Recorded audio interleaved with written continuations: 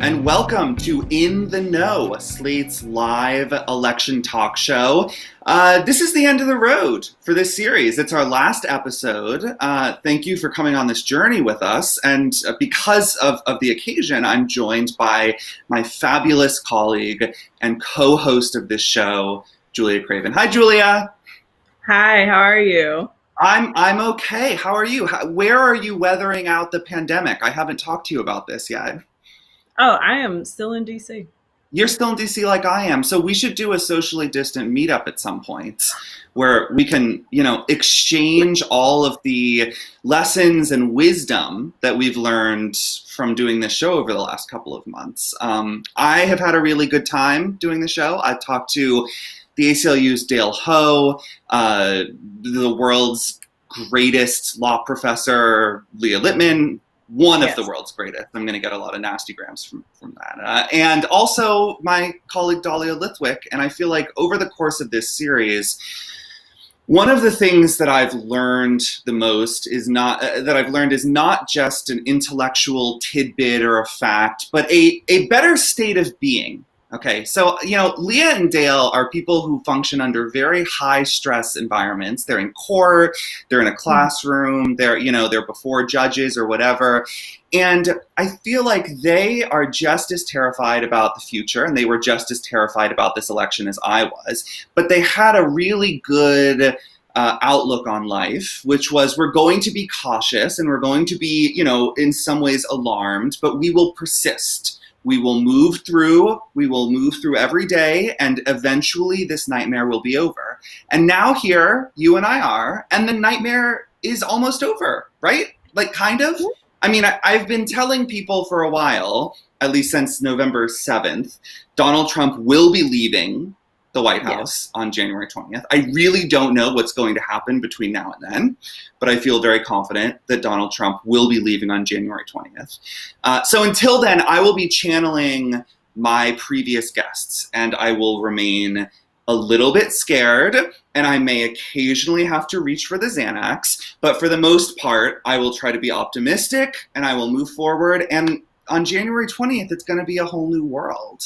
So, Julia, I'm curious, you have interviewed some really fascinating people as well. I absolutely loved watching your shows. I was super jealous of your shows and your guests, to be perfectly honest. What is it that you think you learned that's most important from doing this series? What is some wisdom or a state of being or whatever that you've picked up? I think that's a really hard question because I learn so much from the people I interview, which I think is a misconception about journalists and reporters, right? Because we learn so much from the people we talk to. And that's kind of how we fashion our worldviews, I would say, is because we just absorb so much information from these folks who are experts at what they do. But out of all of the things that came up during my shows, I really do think that, and it's funny because we were literally just talking about this, but I do think that when Maurice Mitchell said that this election will be a referendum on Black lives, that was probably I don't want to say the strongest point made, but it was certainly the most overarching. And you can expand that, right? This election was a referendum on so many things. And we saw in the outcomes and in the states that flipped and how thin those margins were. Just how serious this was for marginalized people in America who turned up and showed out and won Biden the election. So, yeah. If it was a referendum on Black lives, what is the outcome? I think that is for the Democratic Party to answer, and we'll see how that goes, right? We'll see how they respond to that, but they have to respond in some kind of a way. Right. Before we move on, I want to say I totally agree that being able to pick up the phone and call people and demand that they explain things to you is the best part of this job in my view. I mean, think about how much people pay for tuition at like a Right. good school, and you and I can just email a professor, if they're nice, please be nice to us professors, and like force them to explain complicated things for an hour. And it's a really great perk. And so those of you who are bored of your current jobs and feel like you want to expand your brain in the post-Trump era, consider journalism, especially local journalism, because the death of local journalism is a threat to the American Republic. So speaking of that, we still have a democracy in this country. Yes. We had what I would say is a mostly free and fair election. Sherilyn Ifill of the NAACP wrote a great piece for us where she pointed out that like this was not a free and fair election for everyone. Right. If you are a white person in a blue state, it was probably really easy to vote. But if you are a black person in a red state, it may not have been. And if you live in a state like Florida, you just may not have been able to vote at all because the state slapped a poll tax on your access to the ballot. And so looking back over the last year or so, what would you say is like the most important lesson that we learned from this election?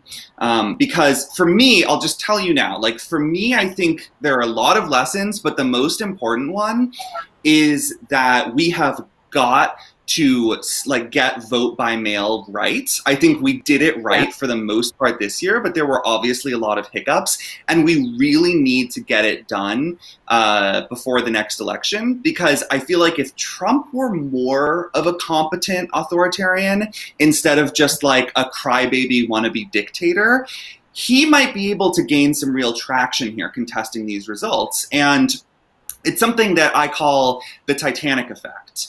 So just bear with me. Most ships sink really fast. Okay, Mm-hmm. they sink in like 5 minutes, and we just don't even know what happens to everybody because they just go right. The Titanic took forever to sink, so we know all about it, and we know all the stories, and that is the sinking that we talk the most about, and we pour over every single detail, and we look at all of this discrepancies in the stories and so on. Right, we really put it under the microscope. I think that what we've experienced this year in Pennsylvania and Michigan especially is a Titanic effect for mail-in ballots. Because in every other state, when they get the mail-in ballots, they start counting them. They start processing them. They start checking signatures. They start helping people cure their ballots if there's a problem, right? And we don't really know about that. It all happens behind the scenes, and it's all done very efficiently. What Pennsylvania and Michigan did this year was Republican legislators refused to allow these states to begin counting ballots early, which meant a couple of things. Number one, on election night, there was a red mirage, and it looked like Trump had won Michigan and Pennsylvania when he hadn't. And number two, suddenly there was this insane Titanic effect directed at the counting of all of these thousands, maybe millions of ballots, where the cameras were there. We saw all these pictures, and the Trump campaign sent in their stooges, sent in their goons to contest every Democratic ballot, to challenge every signature, to try to get ballots thrown out. And suddenly this process that's normally efficient and quick and behind the scenes became very public and started to look really messy. So when I say we got to get this under control, we got to figure out how to do this, I guess what I mean is we've got to figure out a way to make states like Michigan and Pennsylvania count their ballots early, not disenfranchise voters whose ballots don't arrive on time because of postal delays, not disenfranchise voters because they made some really small mistake on their ballot. This kind of stuff that's been so focused on over the last couple of weeks, right? How many stories have there been about the Trump campaign bursting in to these ballot counting centers and saying, you aren't letting me get close enough. I'm allowed to get 6 feet to these ballots. You're only letting me get 6 feet 1 inch. This is unconstitutional. That shit has to stop, because people who don't understand what's going on, people who don't know that all of this is normal and normally happens just behind the scenes, they're going to say, what the hell is going on? Why aren't they getting close enough to these ballots? Where are the observers? And so on. So that's my lesson of this election, is like, by hook or by crook, we got to figure out some way to make these these states all count their ballots quickly and efficiently and fairly, the ballots at least that come in by mail, because otherwise, consider Trump with 10 more IQ points. Maybe he could have really tried to lay the groundwork for some kind of coup here. Maybe instead of half-assing it with tweets, he could have gotten Republican legislators to commit to just overturning the results of the election in their state, right? And we've got a 4-year head start on the next one of these. I'm optimistic that we can do it. So that's my lesson. My lesson is, and I actually have a question for you about voter counting and stuff, but I'll share my lesson first. It's in that vein, but it really is that voting should just be easier. I mean, it is absolutely ridiculous to me that voting is as complicated as it is. The lines are long.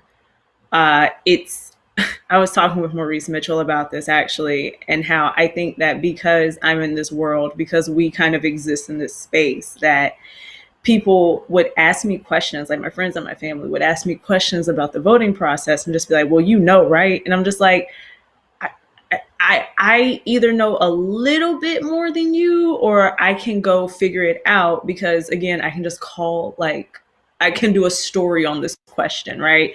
Right. But the fact that it is confusing to people who are not election lawyers or who are not in some way involved in the process of crafting laws, because voting isn't confusing to the GOP, to these GOP controlled states. It's not confusing to them, right, because they know what they're doing, and be able to suppress votes. And so I think the fact that Election Day is not a federal holiday is ridiculous, just to kind of further make my point here. Like, I just think that the clusterfuck that you described gives more credence to the fact that voting in this country should be more streamlined. It should be more straightforward. I have seen people say that we should vote online. I mean, I would have to learn more about what that would look like. I mean, I don't know what that would look like, but it would be wonderful to see a world where voting doesn't involve standing in line for 5 hours, or, you know, getting purged from the state rolls because you moved. Right. So the lesson is voting is really fucked up, and it shouldn't be this fucked up, basically. Yeah. And I think that's my lesson every 4 years. Well, every 2 years, really. But I just don't understand why there hasn't. I guess I kind of do understand why there's been no push to make it easier, because making voting more straightforward benefits people on the margins of society the most. And so, right. Yeah. So a couple of things. 2 little facts here. We know that Black Americans wait in line on average to vote for much longer than white Americans.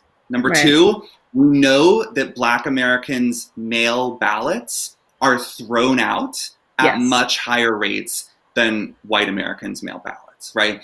If those 2 facts don't make everybody jump out of their skin, like we're not living on the same planets, because I think what that shows is that Republicans have launched a very clever and successful war on voting rights and managed to gerrymander their voter suppression laws to specifically disadvantage Black people and racial minorities. And a couple years ago, a federal appeals court famously held that North Carolina Republicans had, in suppressing voting rights, they had targeted African Americans with almost surgical precision. And I think what we saw this election is more of that. More of, especially, and there were a few North Carolina counties that were predominantly Black, and they mysteriously had a way higher rejection rate of mail ballots than counties that were predominantly white. Like, we can't leave the race part out of this. But, you know, if we imagine a Republican Party that acknowledges that voter turnout doesn't really have a partisan slant, right? The voter turnout doesn't seem to benefit Democrats more than the Republicans. When you have really high turnout, it seems to be turnout for both parties. And I can envision in like 50 years a less fascist Republican Party saying maybe we should knuckle down and just make voting easy for everybody. And I think there's a way to do that. I mean, look at California, right? Voting is really easy in California. And what California did was automatic voter registration. So when you interact with the state, say you get a driver's license, you're just automatically registered to vote. And Right. universal mail voting, which means that come election time, if you're still registered, the state just sends you a ballot, right? It just comes in the mail. And I think that's probably the future of voting in the United States. I think that obviously we saw a decline in in-person voting this year because of the pandemic. Right. I think that these habits, though, are sticky. People say, like, voting is a routine, it's a ritual. Once you start doing it, you keep doing it. And I think that's specifically true of voting by mail as well. Because if you look at the states that have moved toward universal vote by mail, they're all states that began with a hybrid system, and people just started liking the mail thing more. So I think that 2024 will also have a huge number of mail ballots. Like I said, that's why I really, really want states to start counting them efficiently, because otherwise it's going to be another sprawling, insane post-election nightmare. But I think it's doable. And let's say Democrats win the Georgia runoffs, which I hope we talk about soon. Congress is totally within its rights to just pass a Voting Rights Act that requires states to allow mail voting, at least for federal elections, requires them to start counting ballots early, requires them to accept ballots that were mailed on election day but don't arrive until shortly thereafter. All these little problems that have been blown way out of proportion because Trump is trying to seize upon them to invalidate this election. Congress can fix that if states won't do it. So let's talk about the Georgia runoffs. Oh, yeah, sorry. Yeah, I actually have a question for you about trust, because I think with mail-in ballots, or we know that with mail-in ballots, Black voters in particular, because of the reasons that we've laid out during this conversation thus far, are way less likely to trust that process. And we know why, and we know that that's a very founded fear. And so I wonder, like, what could states do? What could governments do? What should people know about the vote by mail process when they're kind of gauging how trustworthy it is? You know, I think what people should know is that it's not 1992 anymore, and that in virtually every state, there is a way to track your ballot right through to the very end and make sure that it is accepted and make sure that it is counted. Every swing state has that tracking system. And so one way, I think, to address the trust problem, which is well-founded, is, I think, for governments to provide this information to voters and make it very clear that when you put your ballot in a mailbox or you put it in a drop box or whatever, however you deliver it, because you don't have to mail it in most states, right? That's not the last that you'll be hearing of this, that you can go online, and I did this, voting by mail in DC. You can go online and make sure that it's been received and make sure that it's been accepted. And if it hasn't been accepted, if it's been rejected in almost every state, you can fix it. You can send in a picture of your ID or sign an affidavit or take some small step to cure the ballot. This is something, again, that Trump is fighting right now. Right? Trump is claiming that curing ballots that had some small defect is voter fraud, but it's not. And it's actually, I think, a really important thing for people to kind of wrap their heads around. If you vote in person, especially if you vote in person on election day, that's your one shot to do it, right? You show up and there's a 10-hour line. You've just got to decide if you're going to wait for 10 hours, which is a very real possibility, especially in Black communities.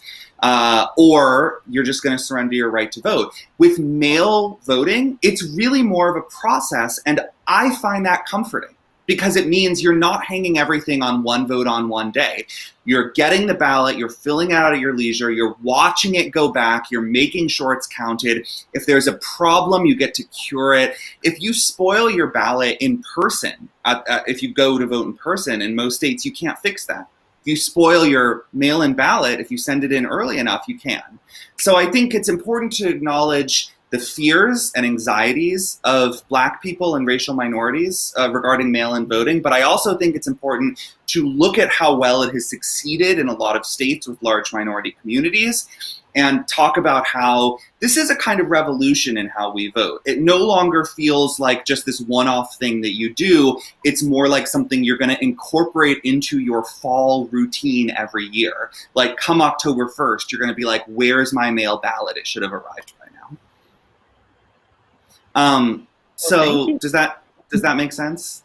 It does. It does. And I really like and appreciate that you focused on, like you explained how ultimately it's up to governments to set up this system and fight the stigmas too. Right. Unfortunately, the current federal government is trying to create more stigmas, right? Yeah. Which is very unfortunate. One other little brief point I want to make is, so going back to the Titanic effect of, all of these newscasters looking at all of these people counting ballots, the Trump campaign screaming, stop the count, stop counting ballots.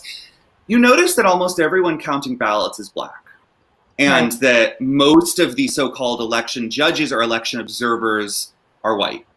And I think that's another component of this that you just can't remove, because the Trump campaign has clearly seized on that racial divide to try to frame ballot counters as fraudulent Democratic thieves, right? That's what they are framing these people as. And these people are committed, kind of like heroic civil servants who are spending hours and hours and hours going over these ballots.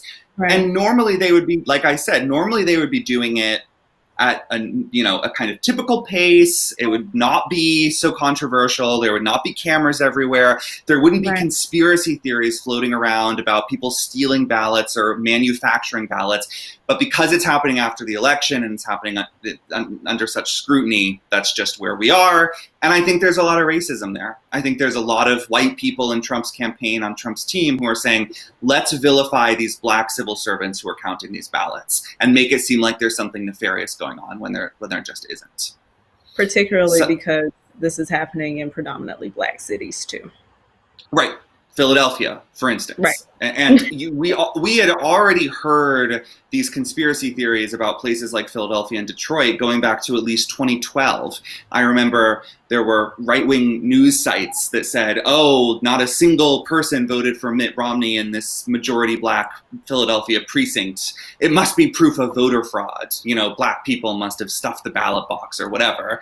I think we should also acknowledge the voter fraud bullshit is not new to the GOP.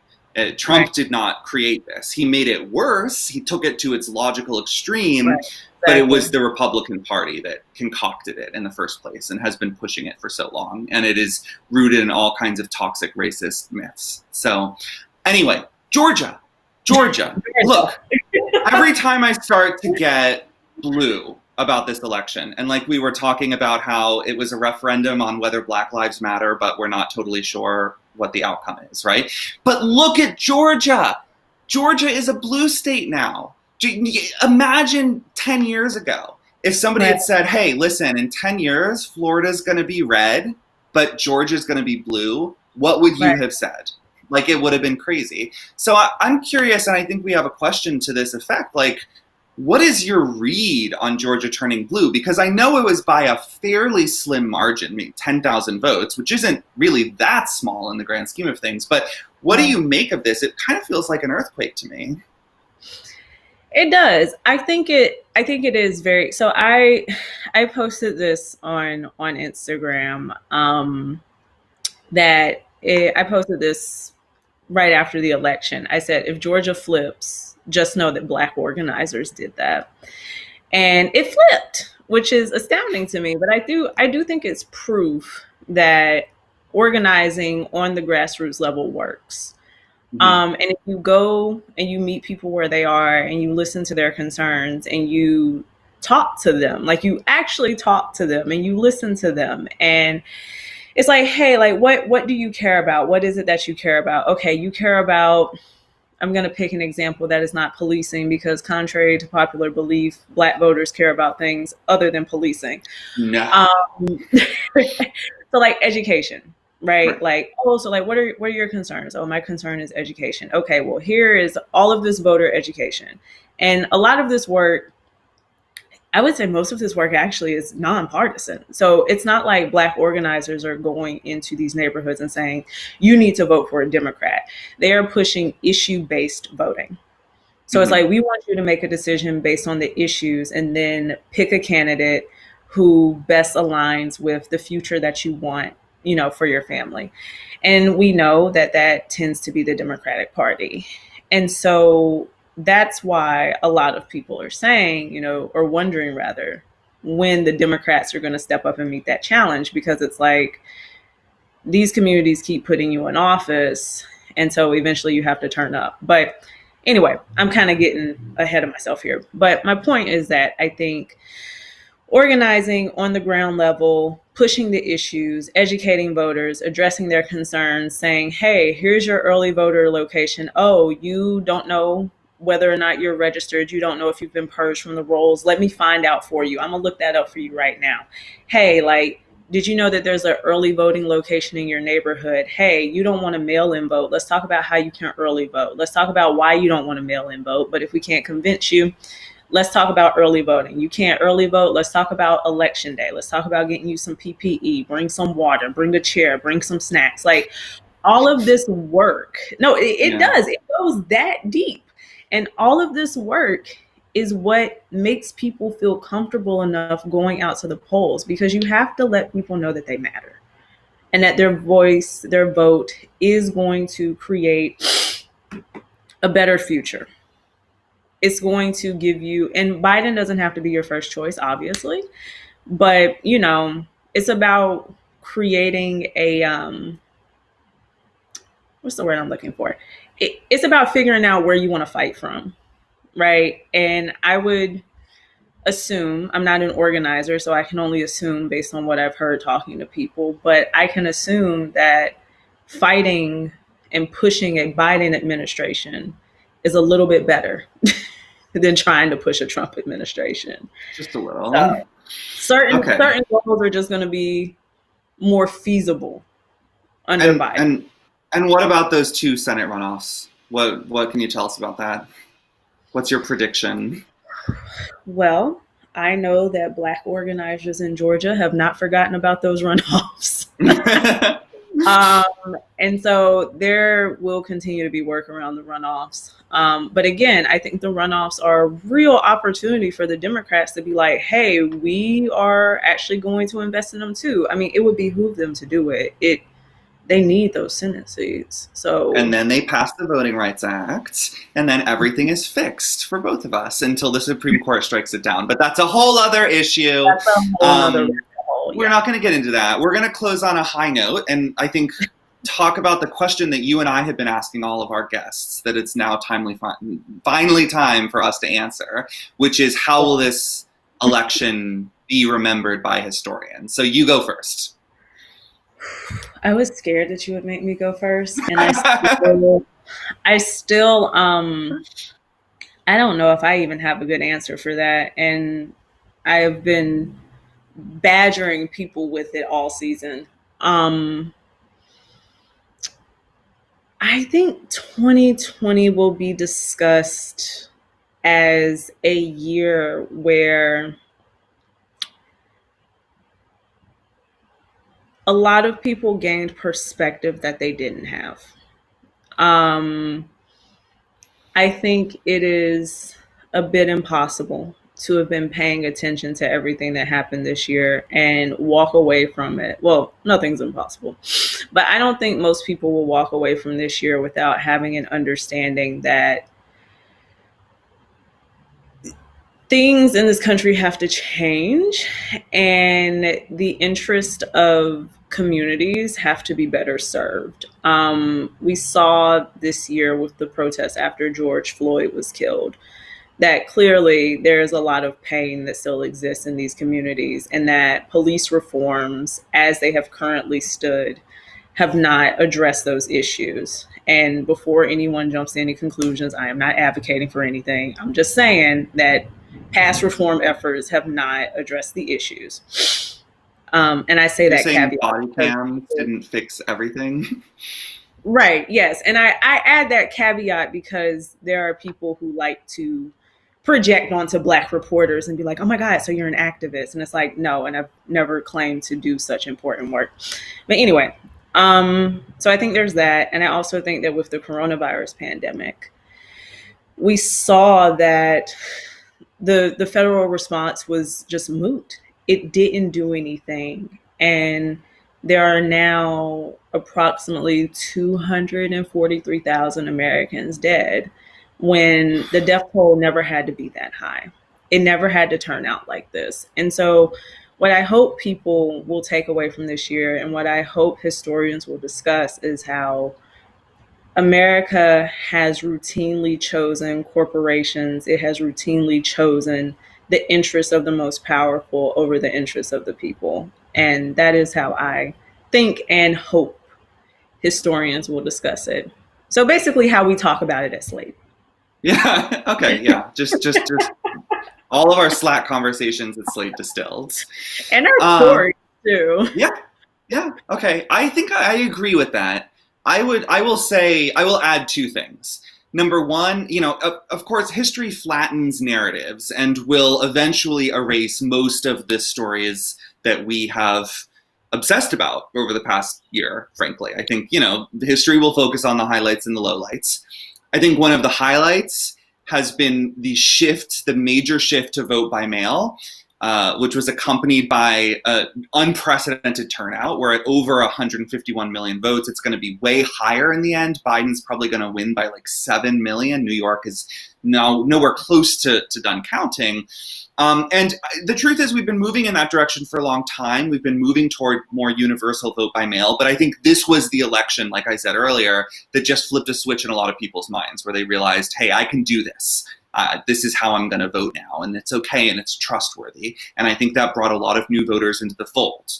And I also think when people look back, frankly, they're going to remember that Trump was President Crybaby who wouldn't concede defeat. Even though I think that all in all, this is a kind of minor storyline because all of his protests are so frivolous and ridiculous.